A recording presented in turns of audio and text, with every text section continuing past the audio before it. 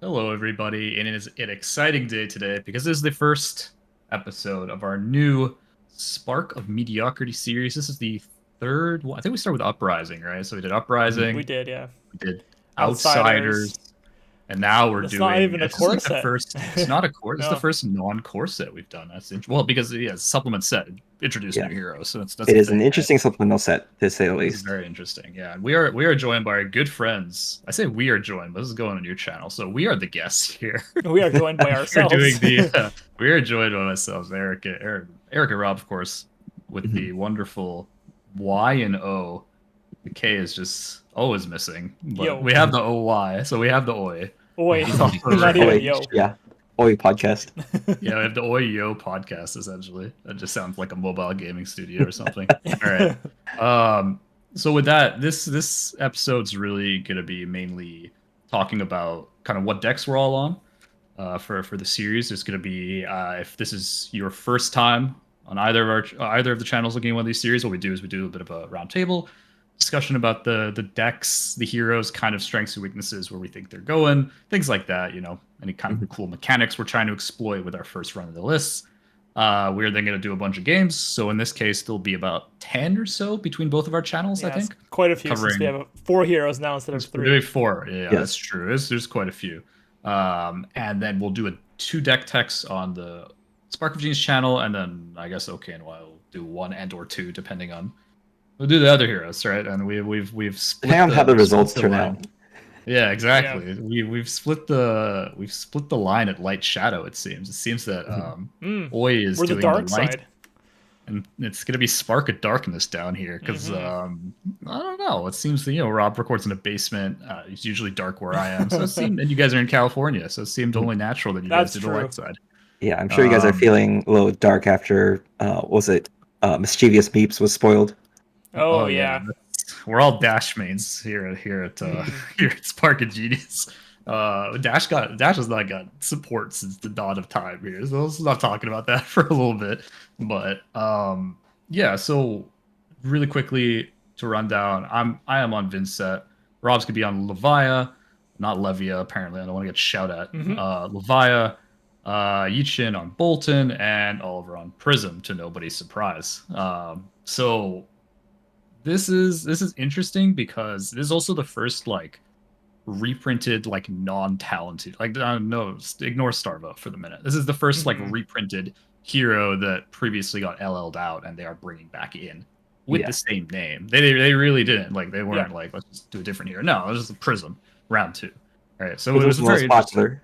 Yeah, right. Oh, yeah. Prism's the most popular, and James likes ALS, so might as well bring her back, right? He loves it. I mean, Yeah. there's cold foil now. Might as well for all Yeah. those judges. So I think we'll probably start with I guess let's start with Prism. So just like general thoughts of Prism. I think when Prism came out, I knew that Luminaris couldn't be more busted than the last one. Otherwise, it's gonna be the same thing all over again, right? But I don't know, but so there's 2 kind of builds emerging, and I'm not really sure which one is better.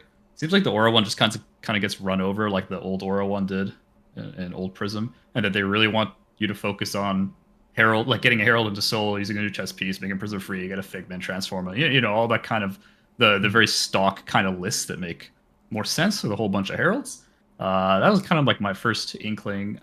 I don't know about I think some of the angels are just a lot better than other angels. I think there's like 3 or 4 like really good angels that like you always run, and maybe there's like a whole bunch. I think Oliver's gonna explain it a lot more better than I am. There'll be angels that like you'll always want to run, and then angels that You tech in for certain matchups. Yeah, we tech in or just don't run, right? All right. Before Oliver speaks, though, I'm gonna predict his first 2 words, which are gonna be Prism sucks. Prism doesn't suck. Prism's just not cracked yet. Go ahead, Oliver. Take it away. I was Prove gonna him say wrong. Prism Prove him sucks, wrong. Oh man, you're right on the spot. Holy moly! but yeah, I think like the Luminaris is trying to force you to go Heralds, and then there's the Iris or Refractor list, which is the Aura list, which I don't think is great because it only beats like 1 deck, which is Bravo. So I don't know. It's been a journey so far. Speed of Journey. Have you tried the new orb? The 2 for 5 or whatever it is? Is it 2 I have for not. 5? I think it's... Yeah, it's 2 for 5. The reason why I haven't is like it lacks go again, so you can't develop the board while you're attacking. Right. So, and then you can pretty much only play instant auras, or if you play like the blue aura, that's your turn. So. Right. Okay. Yeah, that's true. Yeah, I've been experimenting with Vestige Prism with Iris, because Vestige lets you just like pop off a Tome of Divinity, and lets you just turbo out a bunch of auras, and then Favorite I have card. a Herald list. Yeah, favorite card. And then I have a Herald list, which is just like Herald aggro, and then trying to use all the new instant cards because like, why would they print it if you're not gonna run it? So I feel like both decks have a place, but both decks also have very huge downsides. Okay, so why don't you talk a bit about the one you've chosen for the series? Which cuisine reigns supreme? I am currently going to showcase the Herald one because it seems to be the most straightforward, and it's also probably the one that they're trying to make you to run. Also, it just synergizes better with the hero ability. Right. The Aura one is a little bit more complex and has a lot more moving parts. And yeah, since you play instant speed, you have a lot more lines of decisions. But yeah, the Herald one is pretty straightforward and should serve like a good base for deck building. Okay, that makes sense. I guess like I already mentioned this, so I'll kind of bring it up. As far as the angels go, what's like your take on the angels? Are there's like some must, like if someone's like new to Prism and you're just like these heralds these angels you need for sure. What's your top picks? I would probably pick Triumph for sure. Victoria. It's Victoria, yes, right? Victoria. I didn't memorize all the. I didn't remember all the names. Yeah, yet. it's ETB -1 or -1 to all enemy attacks or attack action cards. And then on the flip side, it's banish a card from your soul. All attack action cards of your opponent gets -1 on the attack. Okay. Yeah. That one's really good. Protection is really good because it makes a spectral shield, so it just gives you 1 extra life. Erudition, I am torn on because sometimes you just can't utilize the 2 cards. The Ponder is nice on the Figment side, but the 2 cards that you draw on the other side, you can't always use because you have limited go again. Yeah. For Judgment is the next one. Is very. It's what is it? Kind of silver bullety for Vincent. You can instant speed it in with Halo of Illumination. That's the only time I would use it, or just in general. I guess you can run it as another ward if you need if you need cards, but that's the only time I'm currently running it. And then would you run it against Katsu? Yes, because you can just instant speed it out after. That actually sounds really good. You let a resolve vanish, and you just like Okay, that's actually before I think about Katsu. Yeah, before it actually gets through. Yeah.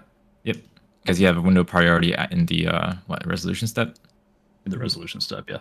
Yeah, and then the last one I would run like for sure is Rebirth. There's some funky lines you can do with Rebirth, and you can like soft lock someone out if they don't have an extra action point with ALS Rebirth, and just like recurring ALS back on top. Those are the ones that I would pick for sure to get, and then all the other ones are okay. I guess damage, right? Like Ravages and stuff like that. Yeah, Bellona for war is the courage token. Ravages is the arcane damage. I think Ravages is decent into Dromai, so you can try and get rid of some of the Ashwings. Any target, right? So you could just target an Ashwing. Yeah, that's fair. And then there is what's the last one? Oh, Tenacity. Tenacity is kind of trash. It just gets your attack dominate. Dominate, right? Yeah. Yeah. Okay. It's not great. No, I think that covers all of them. So the question is, Tunic or the new chess piece? So I am currently using Tunic because you can Tunic Halo of Illumination into any Figment that you want. The chess piece I feel like is for the racing matchups where you want to be able to attack with the Angel immediately off of 6 resources. If that makes sense. You save because it's you save the 2, so you can just pitch 2 blues and you can get everything out and give it go again, and give the give the herald go again and actually be able to because you need 2 to attack with the angel also. Okay. Yeah, that makes sense. Yeah, it saves you the 2. Yep. It's for the when you want to immediately get value out of your figment instead of play a slower game. So probably in the racing matchups against like Ninja or Dash or something. I'm not really sure yet, but I do have it in the sideboard just in case. Also, it doesn't get T-boned, so that's great. Because of armor. That's true. Yeah. Oh, it has no blocking value? Yeah, it's empty, I think. It's a null value. 0, yeah. It's not even 0. That's no block. Okay. That's also fair. What about there's a couple, I think 2 different pumps and then one that's like a minus attack for like anti-popper kind of thing. How do you feel about the kind of the ancillary package that they've printed? Angelic Wrath, I think is cool. It's +4 to an attack with Herald in its name. 0 for 4? Yeah. Yep, 0 for 4, 3/2. Unfortunately, I'm only running the reds. That's like the highest rate you can get. They don't block, which is terrible. So you don't want to really have more than the reds, in my opinion. Celestial the finger, Celestial Reprimand. Reprimand or something. Yeah. That one I think is pretty good. Yeah, I think it's pretty good. It doesn't block as well, but like against decks that don't have that many poppers or like have a medium amount of poppers, probably like Vincent or Azeri, it might be pretty decent because you can probably get them. Yeah, sorry, I just spaced out there. And then the other one is the go again +3, I think. Yeah, the Angelic Descent or something. I don't remember what it's called. Descent. Angelic Descent, I think, is the one that gives like +5 to a herald blocking. Oh no, that's a different one. Oh, I'm thinking of the go again one. There's like 0 for 3, 0 for +3 go again or something. Celestial Resolve is the +5 on the herald. I think it's pretty decent, but like you need to be heavily running heralds. I think Unmovable is probably better in that slot. And then Angelic Descent is the go again on herald, but then it buffs an angel attack. I feel like this one's kind of a win more because you would already need to have a angel out in play. Yeah. So I guess that would probably be working side by side with the new Empyrean chest because it's just you get the angel right away. Yep. So I am currently not running the Angelic Descent because I feel like it doesn't really fit in the deck as well as I would hope. And then Celestial Resolve, I think is cool, but it is like, it doesn't block. So if you don't have a herald, a lot of these cards just don't block. So then if you run into aggro, you just like you can get some real awkward hands because you're probably still on some auras, I imagine, right? You're not just taking all auras out. Yeah, you want passing and then maybe Pierce Reality. So. Passing and Pierce Reality. Yeah, no, that makes sense. At least those block for 2. Yeah. The funny thing about the new Prism is that the previous Prism wanted, or I guess it was mostly because of Luminaris. Luminaris wanted all light card or all yellow cards. This deck wants to run more heavy on blues because everything is really expensive. Costs 2. So. Yeah, Luminaris costs 2. I mean, that's a big deal. Everything is expensive. So Prism's ability, the heralds or the angels. I mean, everything's 2.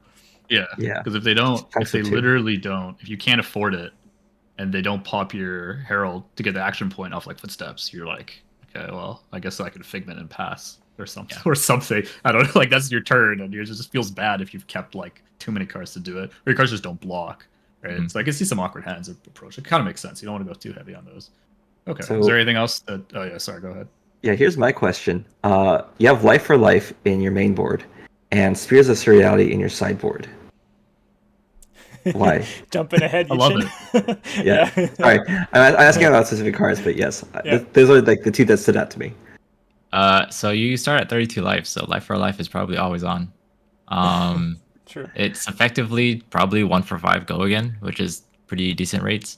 I'm not sure if I like it yet, but you do need go again for Dromai. So makes sense.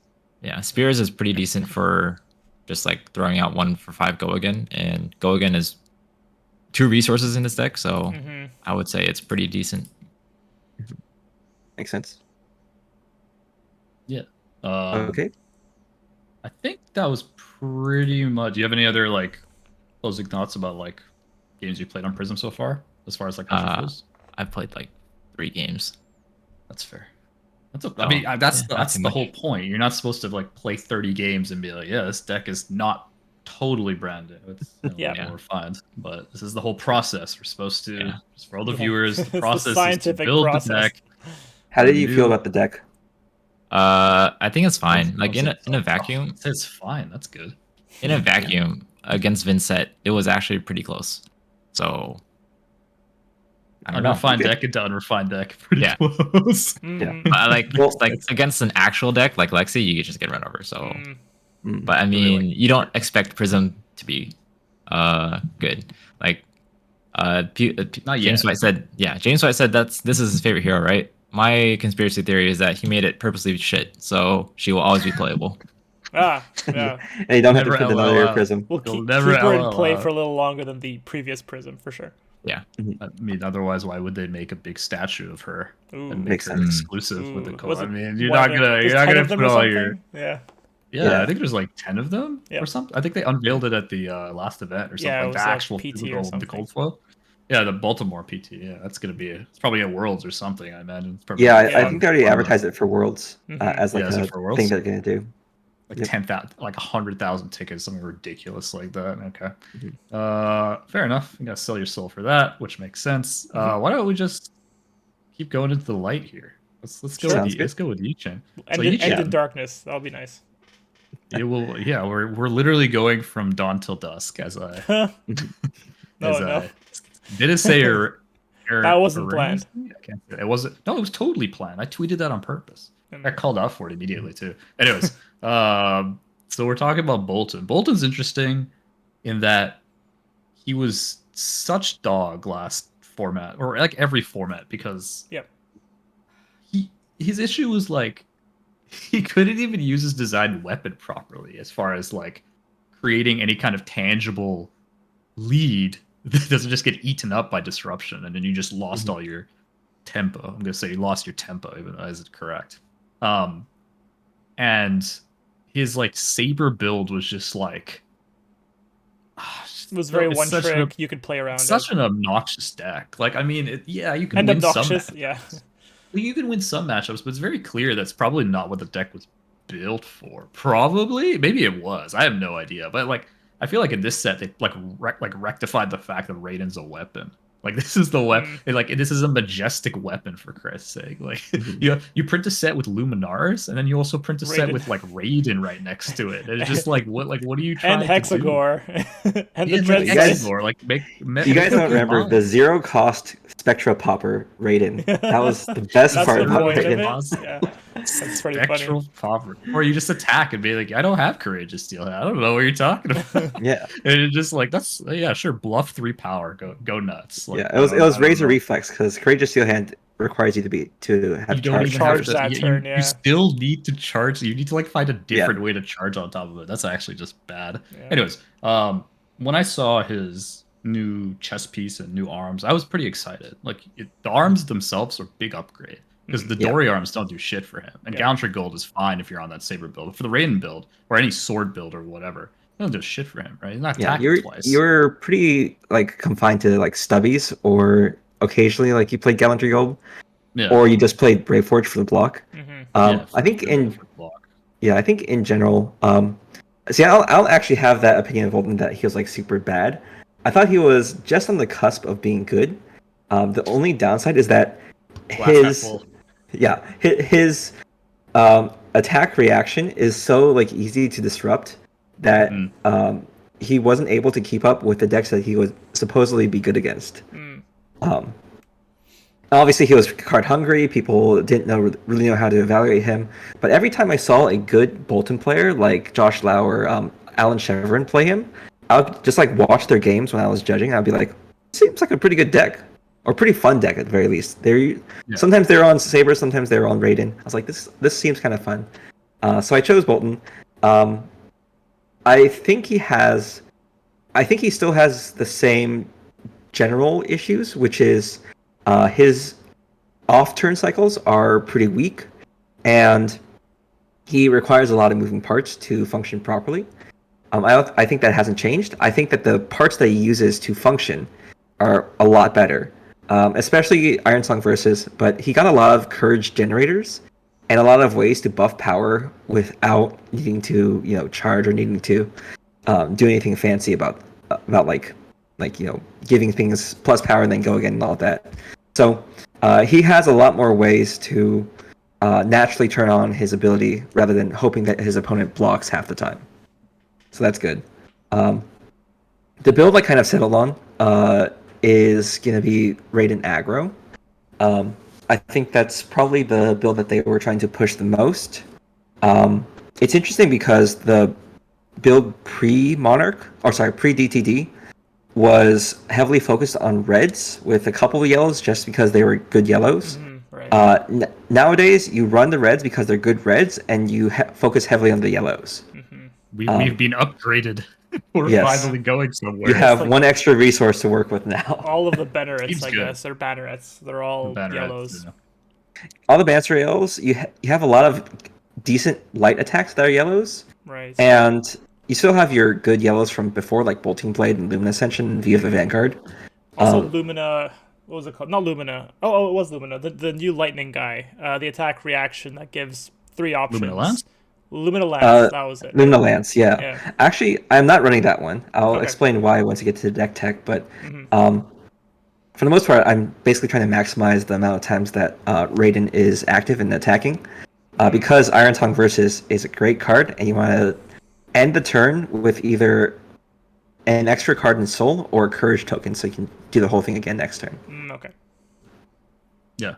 Oh, that totally makes sense. Yes. So I'm pretty excited to try out the new Bolton. We'll see how it plays. The goldfishes that I've tried have been pretty promising so far. So looking forward to it. No, that's fair. What do you think are like the most contentious picks, I guess, in the list that you were just kind of like figuring out? Like they're not... Yeah, so like maybe cards that are coming out of left field that you wouldn't... Searing Ray, yellow. I was looking at that card. I'm like, that's the 1 for 3, right? But I guess it's a 1 for 5. Yeah, it's a 1 for 5. The yellow, yeah. With the yellow and pitch, and since you have the entire deck is built to function off of 2 resources, so you're gonna have a yellow and pitch fairly often. I'm pretty sure I'm running 36 yellows in this deck. You are running 36 yellows, yes. Makes sense. Yes. 36 and 24 reds. On the turns where you can play it, it's pretty decent. Otherwise, it is just another light card for Lumina Ascension to give you life, and it's just another decent attack. It's pretty easy to turn on, so it's nothing too major. The more important part is that it gives itself +2, so you can always use Bolton's ability on it. Right. That does make sense. Yeah, I mean, you want to be like either having either starting with a courage token if you don't already have the buff, or have something that buffs when you pitch, or something that like once you charge it, it buffs. Something along those lines, right? So Beaming Bravado and Searing Ray are like the combo the starters when you don't have a good charge card to start. And then the rest of the deck should hopefully flow naturally from that. Obviously, you're still running cards like Take Flight and like Bolt of Courage. Yeah, the bread and butter. Via the Vanguard, of course, yeah. You still have all the power cards. Yeah. No, that makes sense. That makes sense. A little bit. You got the little sideboard here. Any particular? You got Valiant Thrust in there. That's the one I'm a little bit curious on. I was actually expecting it in the main, to be honest with you, because I just think it's very good to like. Well, it's a closer, right? I guess it's a little bit, but the thing is, once you get the buff, you just bolt and go again and just still close with Raiden, right? So, but I guess it's the curve, like maybe curve basis. Is that the issue? It's the curve basis and it's the soul expenditure basis. I really want to give Valiant Thrust go again, so I can attack with Raiden. Yeah. But the curve really only works if you go 0 cost charge, give it go again somehow. Valiant Thrust, give it go again into Iron Song Versus plus Raiden. And so after a few goldfishes, I wasn't really feeling it as a main board option. I took them out in favor of Battlefield Blitzes because I think that they are more of what I want to be doing to be able to preserve the soul count for turns that actually matter, like for Lumina and for Beacon of Victory. So We'll see how it works out. I might change it back, but it's only in sideboard because I like to keep my main board at an even 60. That makes sense. Okay. Any other notes you want to say about Bolton in general? Yeah. One last note. I guess I don't think that Lumina Lance is good. I guess that's my hot take. I don't think he has enough soul generation to make it worthwhile. I definitely want to play it. Yeah. It wasn't our top 10. Yes, it is a really fun card to read, and it's a really fun card to play out. To read, yeah. But I don't think that this deck has enough soul generation for it to matter. So I'm not running the Fabled. I'm not running other ways to get soul in easily. So I don't feel like I have enough opportunities where I can even spare the one extra soul for Lumina Lance to be medium. So yeah, that makes sense. Yeah, it's pretty costly on the soul, so it's like you play it, you deplete your soul pretty much, and you have to start from scratch again. Yeah, I'd much rather play Celestial Cataclysm, and that functions double as a popper, so that's fair. It's pretty nice. Yeah. It does function as a. Everyone forgets it. It's just a 7 popper, which is nice. Yeah. Okay, I guess I'll go. Rob, do you want to go next? Or you want me to go next? I can go next. You can end it on Vincent. End it on the. Sure. Yeah, he's a banger. Yeah, so Levia. All right, Levia. Levia. Oh my god, you made me say Levia. Levia. Yeah, Levia. Let's go, Levia. Levia. We're dirty Levia enjoyers here. So Levia is a deck that I've played quite a bit post Monarch, and a deck that I played probably for like a good month. And the new cards that I see in this set, they're interesting to say the least, and say the most. Then a lot of the commons and rares that I was kind of trying to make work, they all have the banish random card from hand ability. And then I was kind of looking at that and I was like, that's kind of flavorful because Rhinar has like a parallel ability where it's like you discard a random card from hand. So Levia has the banish, Rhinar has the discard.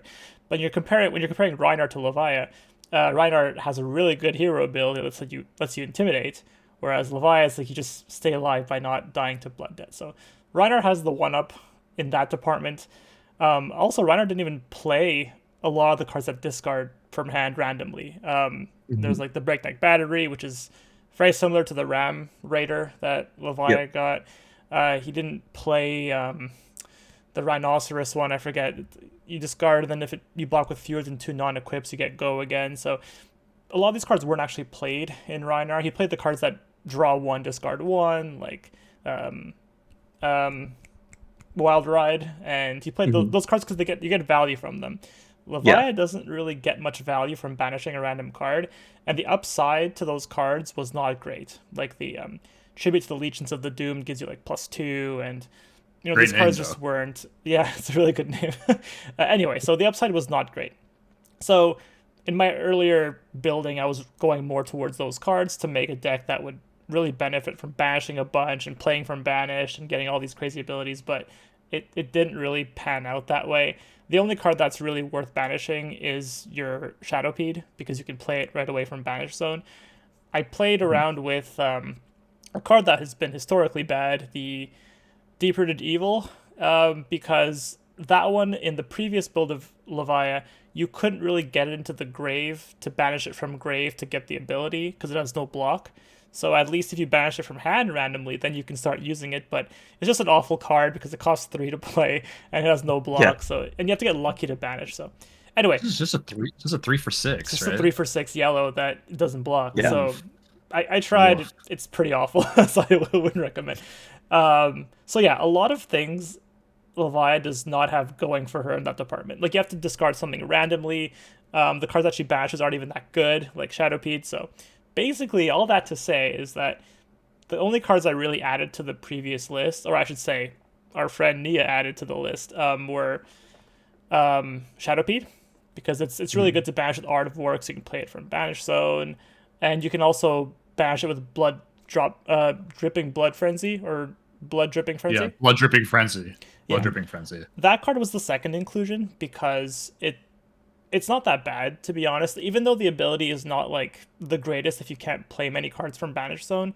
If you get it with a Shadowpede, it's amazing because you can play it out for, I think, like 1 for 8 or 1 for 9, depending on how many cards you banish from your hand. And it's also a blue that blocks 3. So it's a great card, I think, just to add to your deck, even if you don't plan to use the ability all that much. It's kind of like a Blood Rush Bellow at home in a way. It's like it does pretty much the same kind of thing, but you have to banish cards instead. And so those are the 2 cards that were added to the deck. And of course the new Demi hero, which I think makes all the difference now. Levia consumed, or Levia redeemed. That's the other one. Yeah. So I think that card makes the deck work, honestly. Like, even though the card pool was not great in my opinion for Levia, that's the one card that really will make the deck shine, I think, because Levia historically had the problem where you get to the late game and then you have to manage so many things in order to win. You have to manage your blood debt, blocking, and attacking. So if you're blocking more, then you're not really managing your blood debt. And if you're blocking more, you're not attacking as much. So this triangle kind of didn't work very well. So at least now you can get out your Levia redeemed and you can just focus on blocking and attacking with these really high value cards, right? These cards that have a very good attack versus cost ratio. So I think late game, this is going to make her really good, because then she can just trade more effectively than the opponent, typically on a similar, if you're both low health and you're blocking similarly, she might have an edge there. Levia Consumed, of course, is great just for racing down, because you can then play an extra card for banish every turn. You can't get new cards in banish zone, but the ones that were already there can be played, which is nice. Anyway, so I think those 3 cards make her quite good, and I think that she has some real play now into some decks that she historically suffered against. Yeah, I mean, I think you kind of just covered everything that everything that I was good, because just rambling. Yeah, I kind of agree that, historically, you also got Scowling Fleshbag. Which I forgot to mention, of course, the best headpiece now. Like, that's probably your biggest upgrade, other than redeems, other than the Levia, the Demi. I mean, every brute's gonna play that thing now. It's gonna go in Reinhardt. It's basically a carrion husk, right? So it's just great. She has access to carrion husk, and she gets both now. Yeah, it's really good. That's a fridge right there. That's what I'm talking about. Absolutely. No, it totally makes sense to see how that pounds out into those decks. Yeah. I guess I'll finish it off with Vincent. Vincent's interesting. I played quite a bit of Chain back in the day. All the iterations, even when they started like banning seeds and everything. And I think everyone was hoping for like the second coming of Chain. This hero is not even close to the second coming. I'm sorry for everyone who's trying to build this Chain. I've tried the Art of War, Riftbind, Boundings, all that crap. It doesn't work when you got IP every turn. It's just like, it's a matter of just like, with Chain, you get multiple cards easily in the banish on a turn. You can't do that with Vincent. Shadow Mercer and stuff like that. But you still start with 3 cards, so your turn ends up being garbage, and you still only have 2 blood decks. So now you're doing 2 and taking 2. Like Arsenal Pat. My point is, it's not good. I don't. That was my first like, maybe there's something there. I have not found it. I'd be more than happy to watch someone else crack it that way, but it's not going to be me here. So the kind of remaining pieces that I thought would be good were like a mid-rangey, like rune, essentially like a mid-range rune blade, which is not something we really have seen much of. Like, because Briar and Viscerai are most known for like running at you. They tried pushing it with Viscerai for a while, but it wasn't great. Yeah, but Viscerai is like feast or famine. He was either stacking like Skeleton OTK, or he was just like running at you, right? And once they banned Skeleton, everyone was just kind of like just running at you. Let's just start running with like Royal Viscerai and just like blinking and you're dead, right? So I feel like Vincent is kind of your best case scenario for a mid-rangey deck. You can probably build her a little bit more on the control-y side, because you do have quite a fridge available to you, but her main like play style, because she has a lot of Rune Gate. So Rune Gate obviously being for anyone who hasn't like seen any of Vincent's stuff, generally most of your cards are either Rune Gate 2 or Rune Gate 3, with the odd exception of a Rune Gate 4 for widespread annihilation. But the key is that you're always going to get 1 root chant if you banish. Like, if you have a card in hand on your turn, you will banish it, get your root chant. But you need to get the second root chant somehow, right? So I've seen a lot of weird takes about why Vexing Quillhand is somehow better in the like as your starting item over Grasp. Right. I think that's extremely incorrect, and I'll tell you why. Does it At least in my overshoot testing, the rune gate maybe? Because you don't really need 3 most of the time. I watched the stream, and then people were repeating that stuff on a. I don't remember where I saw it. I'm not gonna throw shade or anything, but just like it kind of blew my mind that you don't realize at first Grasp is 3 armor. Yeah. And it doesn't break. It's just 3. It's not temper. It's just battle worn 3. Right? And a lot of the times you could have a rune chant, you gotta have a rune gate too, and you gotta have no rune chant generation. So what do? Yeah. You just like you do nothing. Is the question? You literally need Grasp to generate the rune chant to play like these cards a lot of the time. Yeah. So a lot of the easier 2-card hands are you literally pitch a blue, Grasp, play rune gate 2. Right. And, exactly, because rune gate 2 is like the most common one, right? I think the most of the good cards are rune gate 2, so you don't even really need the 3. There's a lot of Banshee's a 3, I think, but yeah. Anyway. Well, no, not Banshee. We're talking about Whale and Destruction are both 3s. Right. Those are very, very good cards. So the point is, you're running Grasp in the main board just because that generation is good. I think Vexing is good if you need the barrier. I remember seeing someone who's like, oh, it's worth 4, so you just go aggro with it. And I tried a lot of games with that. No, it just makes your hands more clunkier, at least on my build, on a more hybrid build. So I took a approach where I wanted to have a bit of a strategy into, like, if I wanted to go wider into a matchup, so into decks like, Rhinar, and decks that didn't allow me to necessarily go as defensive as I wanted to. I wanted to be able to use my, like, I say 4-card hand, it's really a 3-card hand, but to use my entire hand to actually do something. So there's a little bit of a taller build and a little bit of a wider build in a hybrid kind of setting. So on my particular build, I am running Rosetta.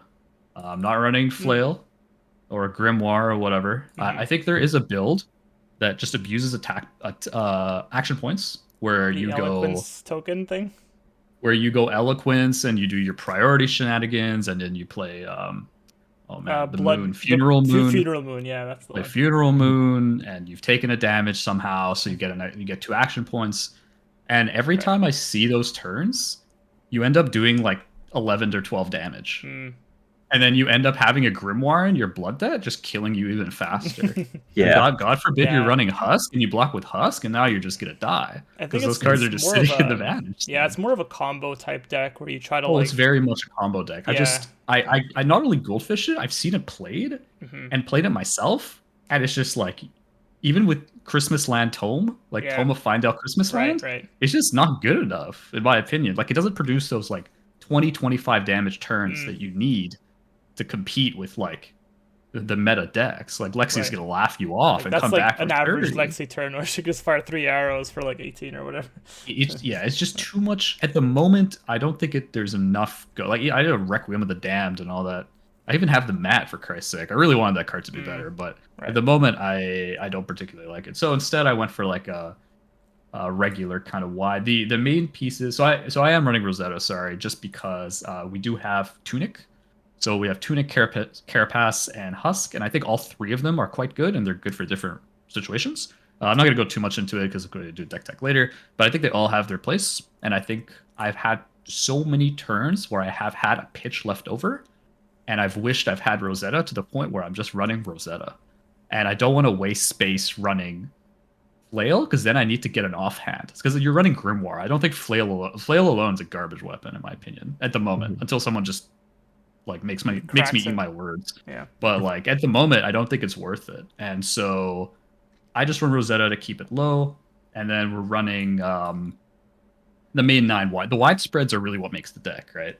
So your Annihilation, Ruin, Destruction, you actually get damage with you have damage with a on-hit Disruption, and you don't have to try. It's not like you have to add like a CNC to the deck to have disruption. Because you have Destruction and Annihilation that do things, right? Which is really nice, because no Runeblade damage actually has Disruption.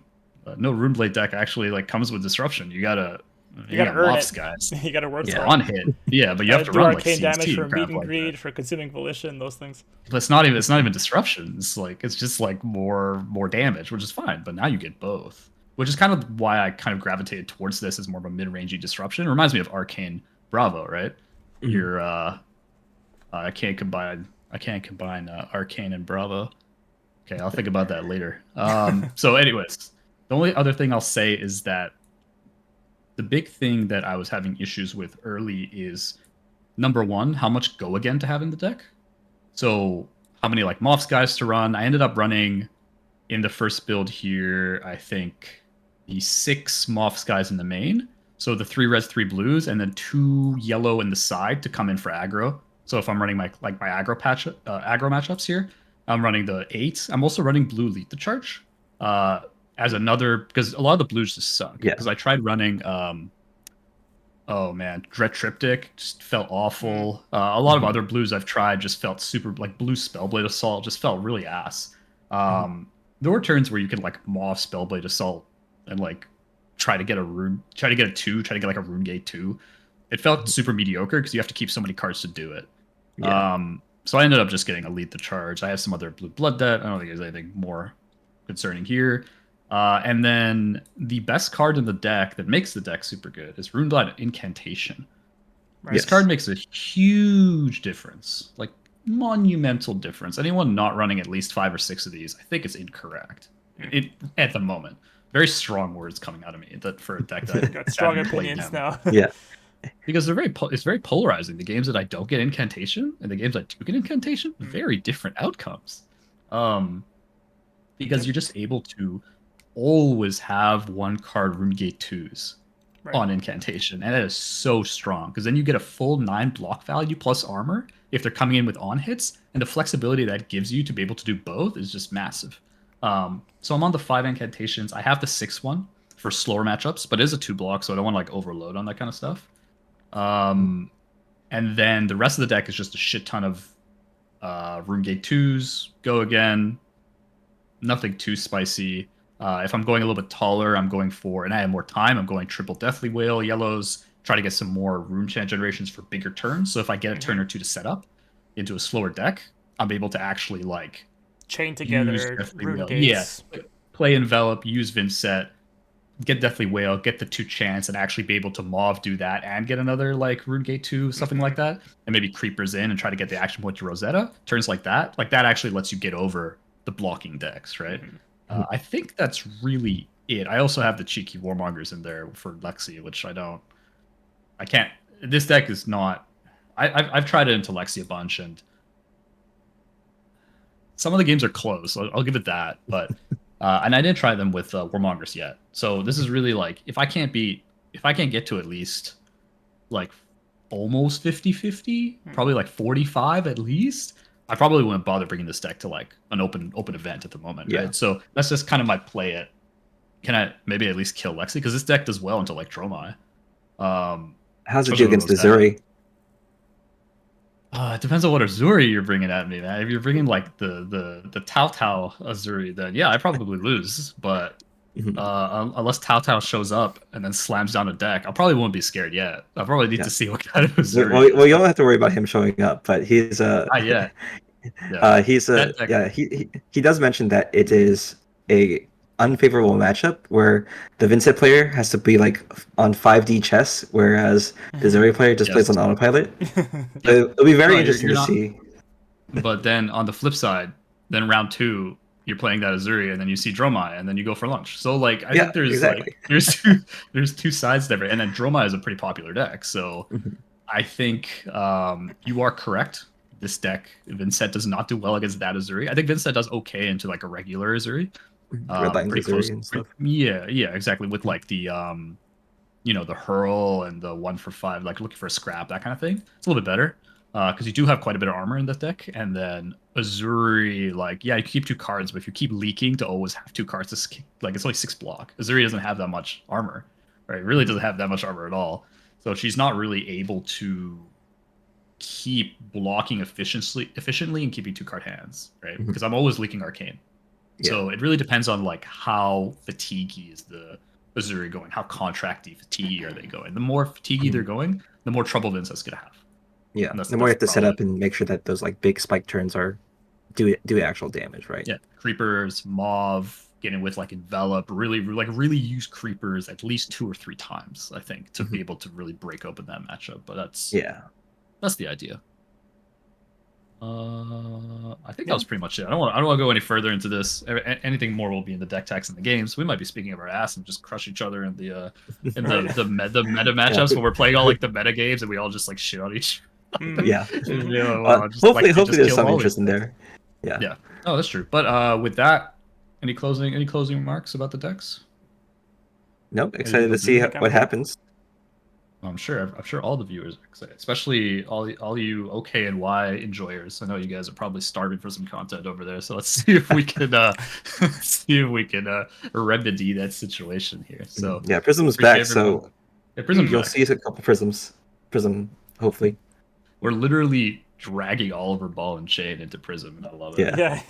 Yeah. Dragging him over the Codex of Frailties. Dragging him over the Codex of Frailties. Oh man. Okay, so with that, I hope everyone enjoyed watching this first inaugural episode to start off this new season of Spark of Mediocrity. And with that, if you like this kind of content, feel free to like, comment, and subscribe on both OK&Y and Spark of Genius. And from wherever you're watching in the world, have a good morning, good afternoon, or good evening. Bye for now.